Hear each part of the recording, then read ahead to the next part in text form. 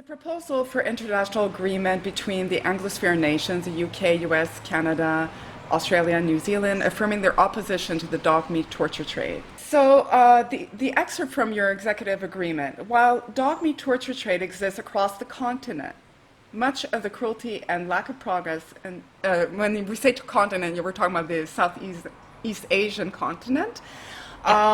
So much of the cruelty and lack of progress in the area stems from China.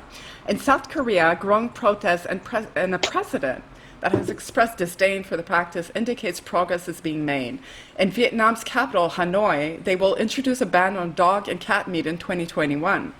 In the Philippines, the practice has all but died out ever since British Prime Minister Margaret Thatcher's government discussed threatening to withdraw foreign aid from the Philippines if dog meat was not banned, which resulted in a widespread ban and a decline in dog meat throughout the years, with less than 1% of the population today consuming the meat, much of which is demanded by Chinese and Korean settlers in Baguio city, Luzon.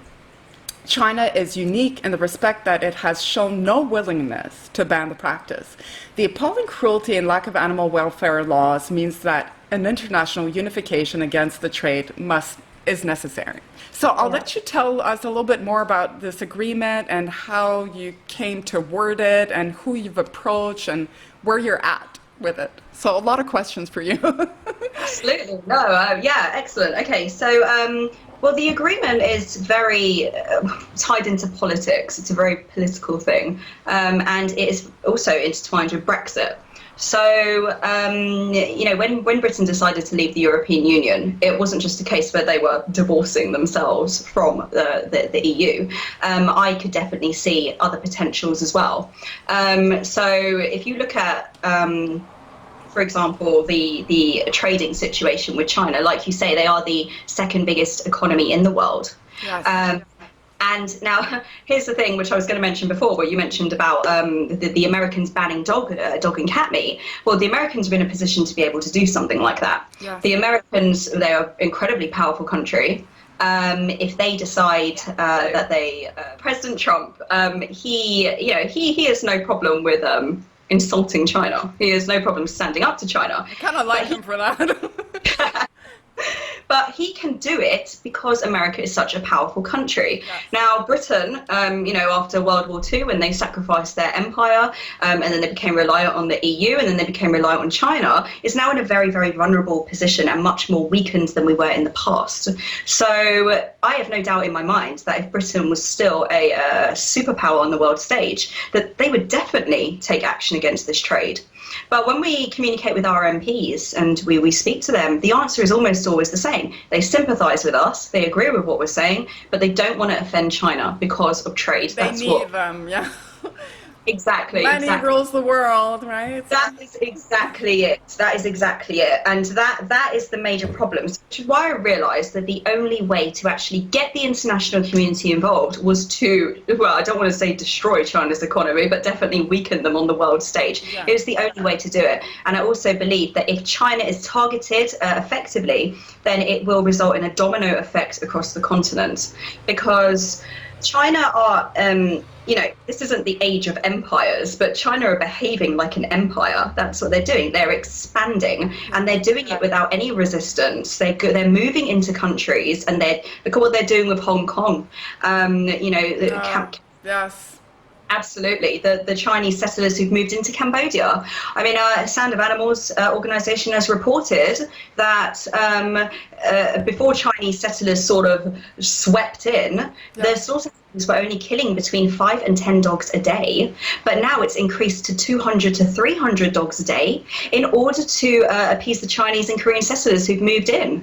Oh. So it appeared, and also in the Philippines, because of Margaret Thatcher's influence over the country in the 1980s, and her threatening to withdraw foreign aid, and the Filipino president not wanting that to happen, apparently dog meat is actually on the rise in Baguio City and Laguna because of Chinese and Korean settlers in. I mean, with Thatcher, it was a case of where apparently she went to the Philippines and she was photographed with a dog carcass hanging from a stall, and the British public was so angry about it, they were in absolute uproar. So she discussed threatening to withdraw foreign aid with her cabinet, and Australia actually discussed the same thing. So the president at the time actually was like, oh God, we really don't want that to happen. Let's just ban it.